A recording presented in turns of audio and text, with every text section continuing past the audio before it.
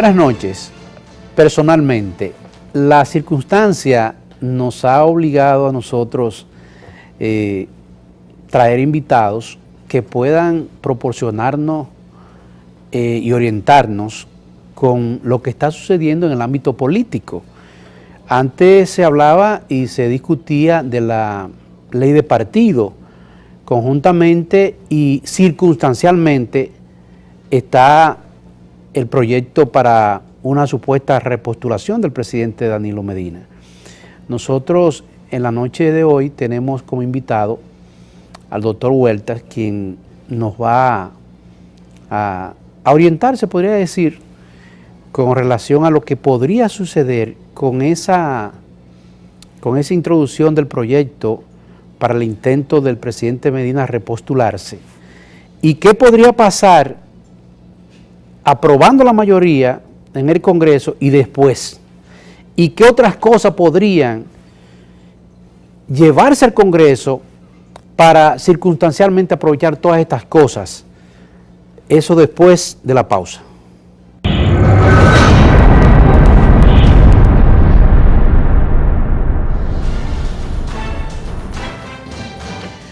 Esta noche sostendremos una conversación con el doctor Huertas.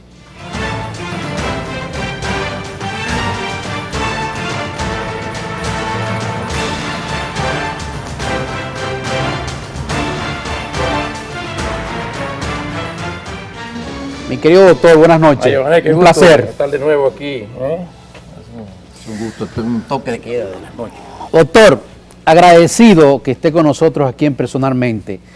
De entrada, doctor, para aprovecharlo, porque cuando el doctor Huertas estuvo por aquí, fue fugaz el tiempo. Doctor, ¿qué le parece todas estas cosas primero de la ley de partido? ¿Qué le parece? La aprobación y ese consenso tan rápido. ¿Qué le parece? Mira, uno de los problemas fundamentales del que adolece la democracia dominicana es precisamente la ausencia de una auténtica democratización a lo interno de los partidos políticos. Y por ello ha sido una necesidad desde hace ya prácticamente, debe hace casi una década, en que se ha estado hablando de la necesidad de sustituir por bases más democráticas todo lo que tiene que ver con la vida y el funcionamiento de los partidos políticos. Se han hecho muchos esfuerzos en pro de ello. La Constitución del año 2010 vino a ser un aporte en ese sentido, porque por vez primera los partidos políticos tienen un reconocimiento a nivel constitucional con un régimen mínimo y siendo estructuras fundamentales del funcionamiento del Estado social y democrático de derecho, en consecuencia se hace necesario que el marco normativo dentro del cual deben desenvolver su vida diaria, bueno, pues se transforme. Es decir, los viejos esquemas ya no son compatibles no solamente con ese marco constitucional, sino con una auténtica cultura democrática. Desde luego que en esto siempre han habido sus problemas. Yo soy de los que pienso que las cosas hay que ir lográndolas de manera gradual. El tema no es solo lo que tiene que ver con la democratización y el funcionamiento interno de los partidos políticos.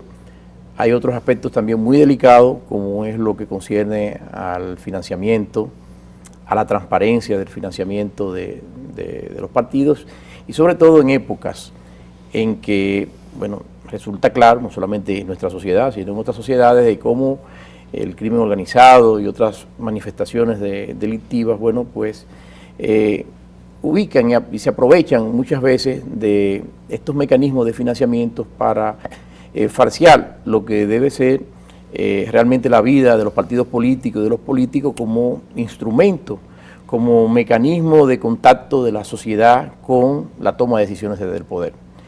Y ello va generando entonces estas limitaciones. Se hicieron avances, obviamente, en algún momento con el tema del financiamiento oficial de los partidos políticos, pero todavía tenemos una estructura muy débil a nivel del control fiscal, del control financiero de la vida de los políticos. Sabemos que la Cámara de Cuentas está haciendo también esfuerzos muy notables bajo la ayuda del Programa de Naciones Unidas para el Desarrollo, el mismo Banco Mundial, han estado convocando para seleccionar a través de concursos públicos a un personal competente, jóvenes, muy talentosos.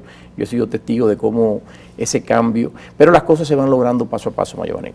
Entonces, quizás de golpe y porrazo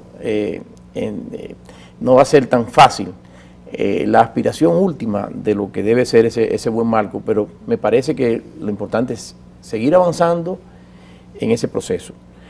Justamente hoy hubo un acto del 25 aniversario de la Fundación Institucionalidad de Justicia, y dentro de los temas del discurso central del presidente de la Fundación, Rachi del Toro, bueno, salía a relucir la insatisfacción respecto de lo aprobado en la Cámara de Diputados. Recordamos que hubo un intento hace algunos meses, han habido algunos problemas, pero yo también entiendo que hay que ser un poco práctico y sin lugar a dudas, si bien el proyecto en la forma o en el contenido en que fue aprobado no va a satisfacer el universo, el 100% de la aspiración, hay que, insisto, este concepto, ser práctico, es un notable paso de avance, y no podemos sobrecargar también muchas veces a la sociedad con un nivel que a nivel de cultura institucional, de cultura política no tenemos. Entonces, al fin y al cabo, se va avanzando.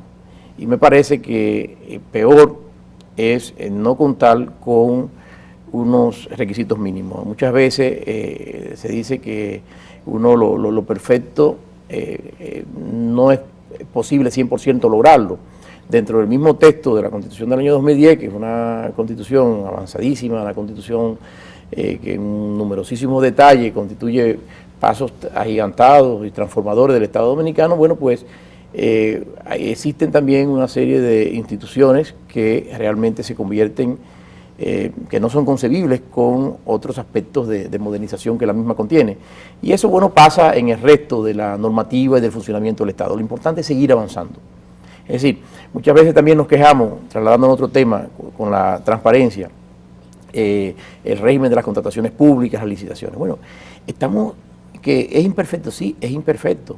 Seguirá siendo imperfecto muchos años, pero lo que no podemos decir es que ya hay una cultura institucional de que hay que ir a licitaciones, de que hay procedimientos de selección, de que incluso se ha sustituido en muchos casos la contratación directa por un mecanismo de sorteo donde es el azar y no la conveniencia o el capricho de quienes tienen la posibilidad de otorgar estos contratos, lo que va a depender, generándose una democratización enorme. Sí, por ejemplo, el plan ambicioso que asumió el presidente Medina al inicio de su gestión, donde se han sorteado miles de escuelas públicas, bueno, pues es un paso de avance, posiblemente en el esquema tradicional, esas miles de obras hubiesen estado concentradas en 2 o 3 ingenieros allegados al poder. Y ya lo que vemos es que todos los días hay una cultura donde se publican, se hacen los llamados, y la gente lo que tiene que estar vigilante, y la gente lo que tiene que estar reclamando sus derechos. Porque de eso es lo que se trata, de seguir avanzando, de ir haciendo una cultura. Pero históricamente el Estado no se manejaba así, porque la manera de seleccionar contratista era de manera directa. Ven, yo quiero que tú me hagas tal cosa o me hagas cual cosa, al margen de una planeación, de una planificación.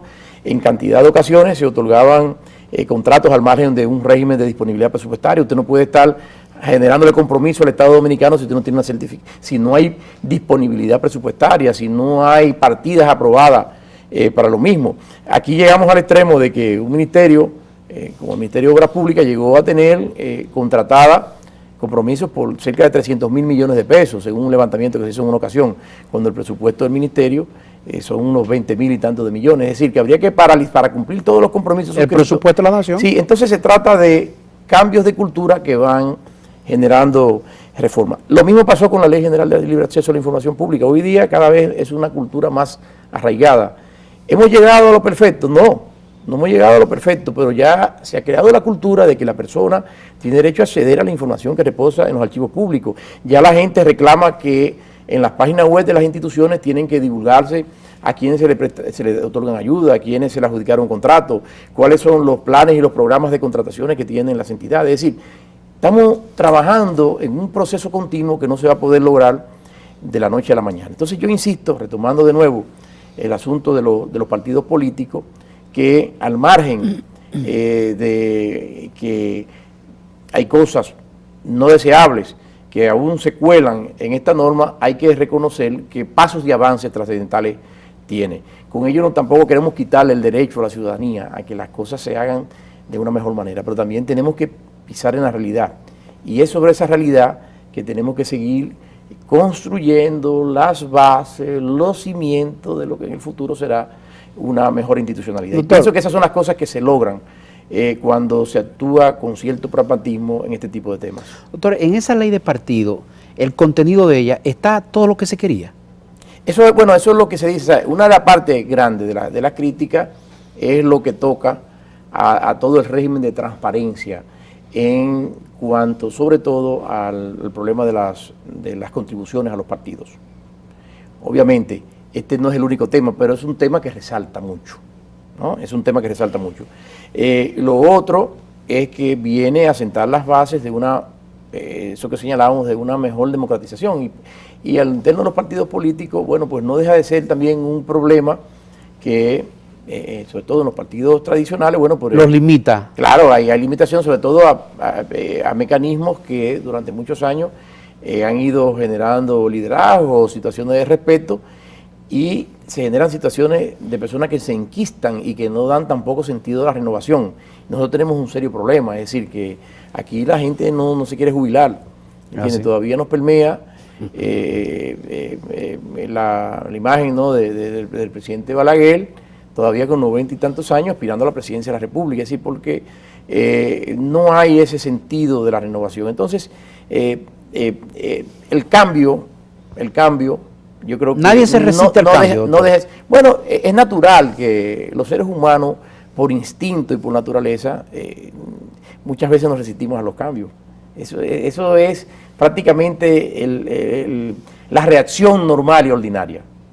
Pero después la gente va pensando y dice, no, pero los cambios en realidad son buenos. Las transformaciones que se logran con las mismas son buenas. Y también hay mucho temor cuando se emprenden caminos hacia cosas que no hemos tenido antes. Entonces, ese camino a cosas que se consideran... ¿Funciona la nostalgia ahí, doctor? Bueno, sí. De los poderes. La nostalgia sí, por supuesto. La nostalgia de los poderes, eso funciona, porque también hay que entenderlo en el buen sentido. Sobre todo cuando se ejerce la posibilidad de servir a los demás.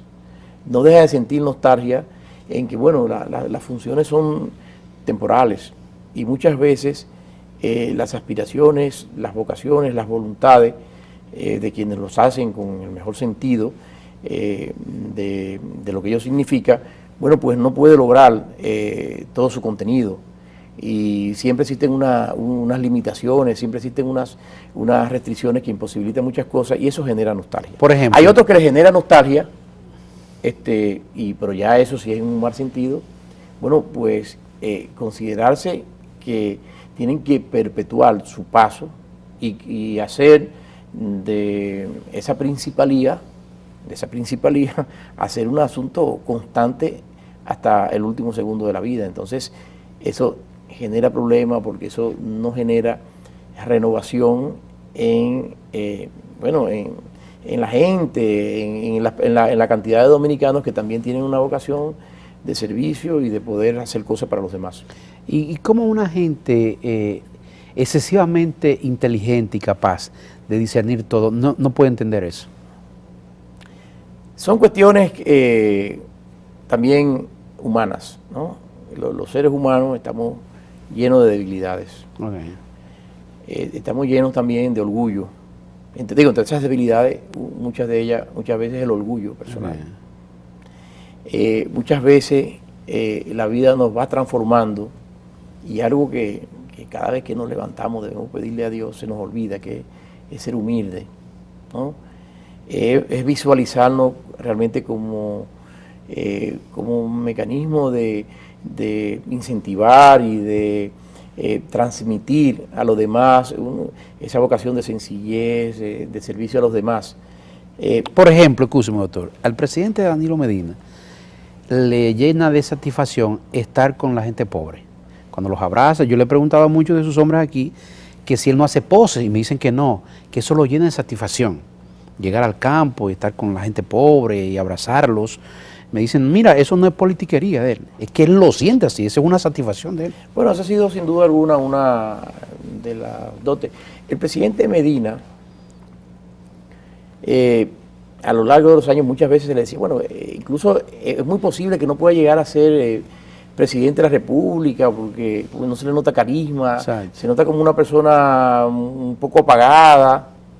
Y sin embargo, ha sido una gran revelación su paso por la vida pública, bueno, y él está cosechando también de cómo eso que se veía como una debilidad para poder generar la popularidad suficiente para asumir a la primera magistratura del Estado, sin embargo, cómo ese gesto de sencillez, bueno, pues lo ha catapultado con un liderazgo impresionante, hasta, bueno, manifestar, porque cuando el problema es cuando se trata de pose, es decir, tú no puedes estar en medio de los campesinos con la silla presidencial, con el escudo.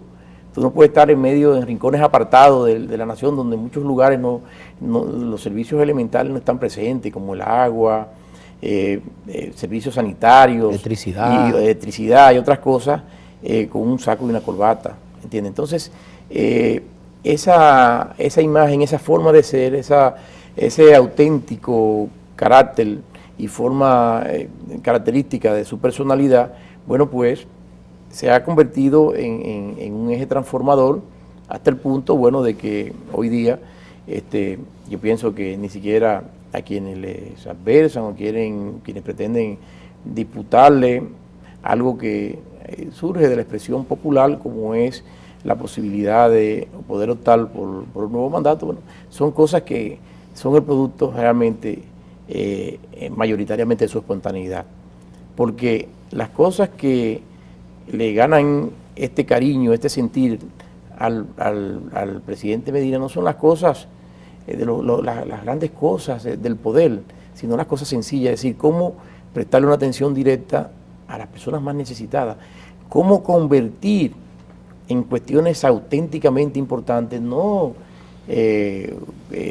realizaciones de tipo faraónica, ni mucho menos, sino cuestiones que, aunque son pequeñas en términos, digamos, cuantitativos, pero son grandes, son grandes para el sentir de las necesidades de las personas. Por ejemplo, esos esfuerzos en ese programa para erradicar el analfabetismo, bueno, son cuestiones en que la gente descubra que puede leer, que puede enterarse realmente de las noticias, que no es de oído, que pueda palpar las cosas y pueda abrirse a nuevos horizontes, o las personas que en todos los rincones de la República, para acceder a pequeñas cosas y en ese afán tan natural del ser humano para seguir hacia adelante, bueno, se quita de lado al usurero, ¿no?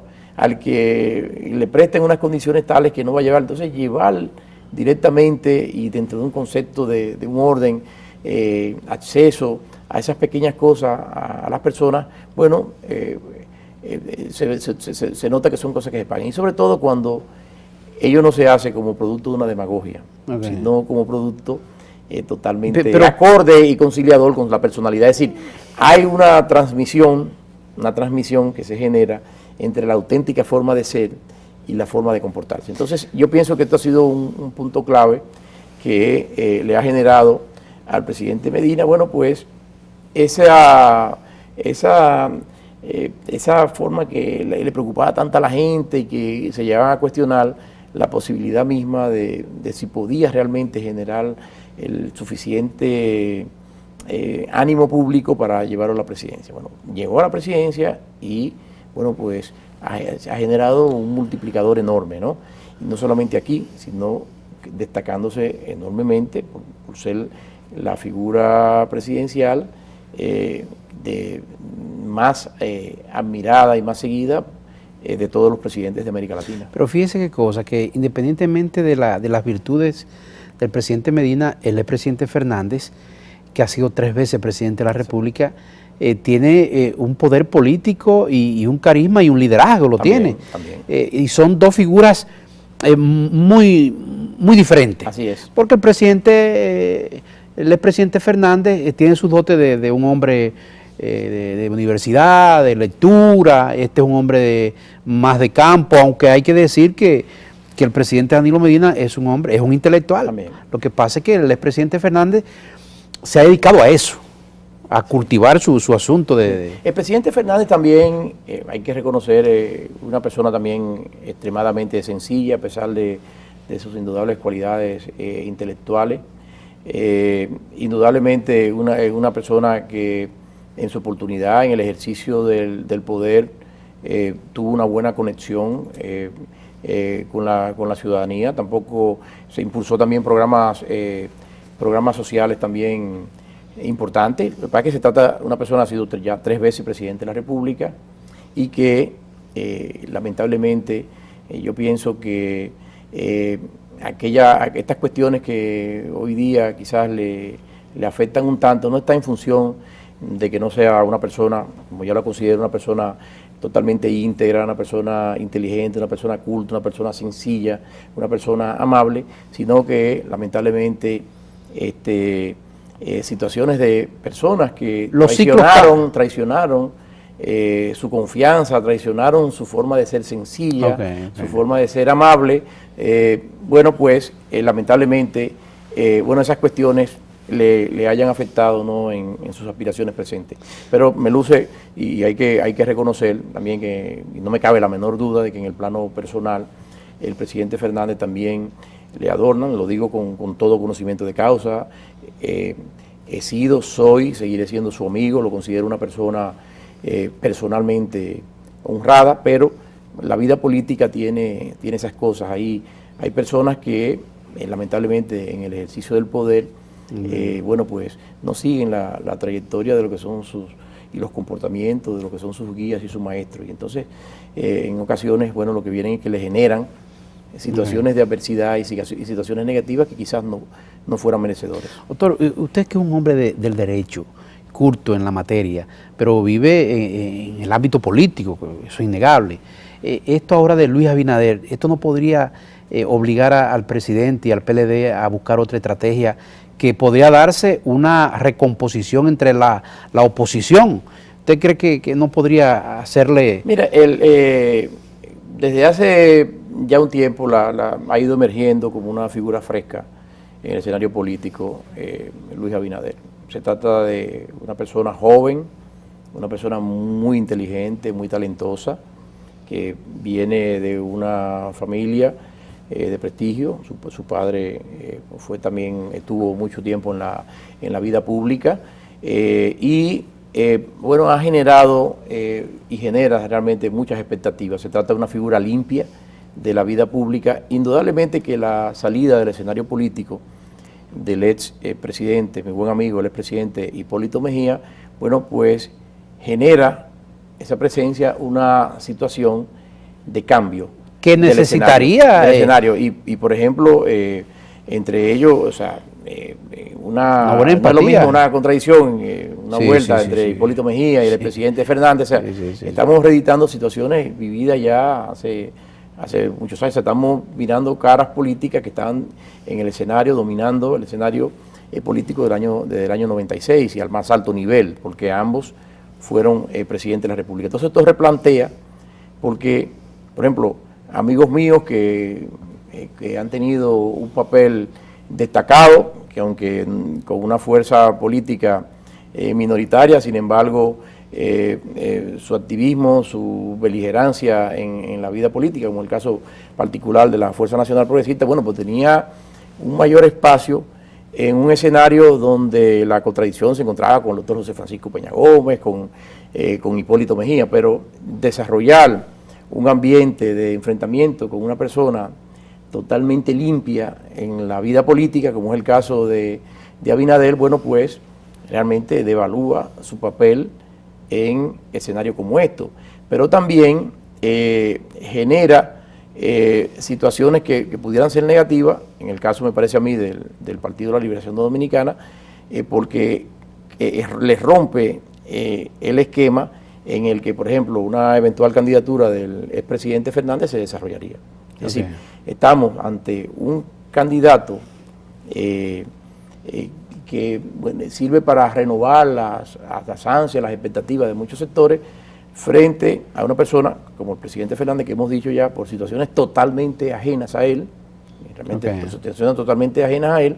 Sin embargo, bueno, pues le han afectado en su buen nombre, en su buena trayectoria en la vida pública. Entonces son realidades que hay que tomar en cuenta, y por ello es esa encrucijada que sin duda alguna se encuentra el Partido de la Liberación Dominicana, de tener la expectativa de un presidente que venía, como decíamos, de una situación, decía, bueno, una persona que no tiene carisma y que ha tenido un crecimiento tan enorme y ha tenido una conexión tan enorme con amplios espectros de la base popular de la sociedad, pero también con otros ámbitos de la sociedad a nivel de las clases medias y las clases altas por otro estilo de gobernar. Bueno, pues ante una situación como esa, políticamente se le hace muy difícil la situación al Partido de la Liberación Dominicana, es decir, de seleccionar un candidato que puede generar muchas debilidades frente a un candidato que va a ser el líder de la oposición, como es Luis Abinader, que es respecto a una persona con el prestigio, con una impronta tan a la vista como la que tiene el presidente Danilo Medina, que sin lugar a duda constituye una carta de triunfo más segura para el Partido de la Liberación Dominicana que cualquier otro candidato. Doctor, permítanos irnos a una pausa y retornamos para hablar ya con más fuerza con respecto a la repostulación del presidente Medina, por favor.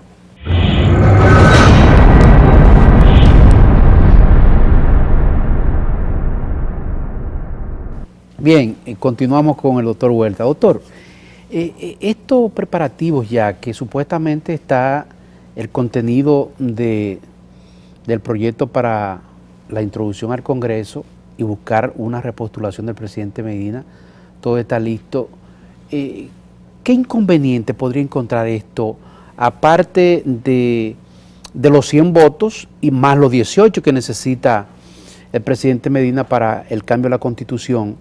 ¿Qué otro dilema se podría encontrar dentro de esos intentos de repostulación? Bueno, el tema de la repostulación, aquí hay un tema esencialmente jurídico. En la Constitución vigente se prohíbe que el presidente en ejercicio pueda repostularse para el periodo inmediatamente siguiente. Eso es un obstáculo que hoy día existe. A veces me río porque escucho amigos que dicen que lo que se quiere es darle un golpe de Estado a la Constitución, o que se quiere violar la Constitución. Y yo digo, pero la propia Constitución señala que existen procedimientos para su reforma. O sea, es la propia Constitución que crea el procedimiento para su reforma. Un golpe de Estado, una violación de la Constitución sería presentar una candidatura sin que el texto se modifique. Mientras esté vigente, obviamente que el presidente Medina no puede postularse oficialmente para la candidatura, y por eso, de hecho, el presidente Medina no ha expresado públicamente cuál es su decisión al respecto, porque precisamente le da una base de institucionalidad a todo el tema. Ahora bien, modificar la Constitución es parte de la dinámica constitucional que ha pasado históricamente en nuestro país. Hay unas reglas. La iniciativa legislativa la tienen exclusivamente legisladores, representan mínimo un tercio de cada una u otra de las cámaras donde se presente, o el presidente de la República. Es obvio que el presidente sería incapaz de él mismo someter un proyecto, aunque constitucionalmente está facultado. Y luego viene el tema de la ley especial, pues una ley, digamos, ad hoc para la ocasión, que declara la necesidad de la reforma, indicando los textos sobre las que va a versar. Entonces, esa es más o menos la etapa en que se encuentra. El comité político del partido oficial adoptó la decisión de promover una reforma y encargó una comisión de juristas y de legisladores para su redacción, que lo encabeza el secretario general Reinaldo Pared Pérez, que por demás es uno de los legisladores más veteranos con que cuenta el país y fue durante cerca de 3 periodos presidente del Poder Legislativo, presidente del Senado, y le correspondió también la compleja dirección de la reforma constitucional del año 2010, que fue una reforma de envergadura, porque realmente conllevó cambios sustanciales en todo el texto. De allí es un tema de los votos, es decir, en cada Cámara debe ser aprobado por la mayoría simple, la mitad más uno de los miembros. Se ha querido armar toda una alaraca de que si la ley que declara la necesidad de la reforma es una ley orgánica. La Constitución del año 2010, bueno, que los amables televidentes sepan, establece una distinción de 2 tipos de leyes, leyes orgánicas y leyes ordinarias. La diferencia esencial tiene que ver con los votos que se necesitan en las cámaras legislativas para aprobar una u otra. Una ley orgánica se refiere en primer lugar a las materias predeterminadas por la propia Constitución, 1, y 2, necesitan, como para ser aprobada, el voto de las 2/3 partes de los miembros presentes, hecho el quórum, las 2/3 partes de los presentes en las cámaras legislativas. Pudiéndose estar presentes sin votar. Exacto. Pero se necesita el voto de las 2/3 partes de los presentes. Puede ser que haya gente que no vote, pero tiene que tener el voto afirmativo de las 2/3 partes de los presentes, lo que hagan el quórum. Y entonces, eso resulta absurdo. Las leyes ordinarias, bueno, pues se aprueban con la mitad más 1. Se quiso señalar que algunos amigos que era una ley orgánica, que se necesitaban las 2/3 partes de los miembros presentes en el Senado, que asistan a la sesión, que hagan el quórum del Senado y de la Cámara de Diputados. Dentro de esos esfuerzos por complicar, así como se decía, no, pero para hacer una reforma hay que hacer una ley que regule los referéndums, después de eso hay que hacer un referéndum consultivo, que no tiene carácter, después de eso hay que hacer la ley que declara la necesidad de la reforma, después de la ley que declara la necesidad de la reforma hay que hacer la reforma constitucional, después de hacer la reforma constitucional hay que hacer un referéndum aprobatorio. Entonces, cuando se hablaba así, lo que se quería era no ser responsable y frontalmente decirle, mire, yo no estoy de acuerdo, presidente, con que usted pueda modificar la Constitución para hacer una repostulación. Hablar de esa forma desde el punto de vista jurídico no es serio. Entonces, el tema ahora se traslada. Ya escuchaba hoy a mi buen amigo, el exministro de Energía y Minas, Pelegrín Castillo, donde señalaba en un programa radial de esta tarde que bueno, realmente el referéndum consultivo no es mandatorio. Yo sí creo que el aprobatorio sí, pero el consultivo no. Es decir, su partido sostenía... ¿Cuál es la diferencia, doctor, de los dos? Bueno, porque el consultivo se le consulta al pueblo sobre determinadas cosas. Y como se consulta la soberanía popular, bueno, el resultado de esa consulta resulta vinculante para los poderes públicos. Hay temas sobre los que no puede tratar el consultivo, por ejemplo, revocación de mandato, etcétera, hay unos límites. Que yo preguntaba de eso, si no se podría llevar a la Constitución... La Constitución expresamente estableció que en un referéndum consultivo no se puede eso. Entonces son 2 referéndums distintos, uno es consultivo y otro es referéndum aprobatorio. En realidad, en mi opinión, ni uno ni otro son necesarios. Pero quería volver al tema de la ley orgánica que estaba explicando, porque se señala, bueno, esta ley que declara la necesidad de la reforma es orgánica, y decían que las leyes, los temas que menciona, la ley que se refiere a las leyes orgánicas es los procedimientos constitucionales. Dice, pero no es procedimientos constitucionales no es sinónimo de procedimiento de reforma constitucional, porque hay una cuestión, el procedimiento de reforma constitucional no se regula en una ley, porque la ley, la propia Constitución traza el procedimiento de la reforma. La ley que dentro de ese procedimiento de reforma declara la necesidad de la reforma, lo que trata es sobre el contenido del que va a versar, no sobre aspectos de procedimiento, porque el procedimiento que se ha de seguir está previsto en la Constitución. Es decir, que no se puede ubicar ese texto para esos fines. Pero además, los procedimientos constitucionales, ya hay una ley que se dictó y que cubre parcialmente el tema, que fue la ley orgánica del Tribunal Constitucional y los procedimientos constitucionales. Entonces, ¿cuáles son los procedimientos constitucionales?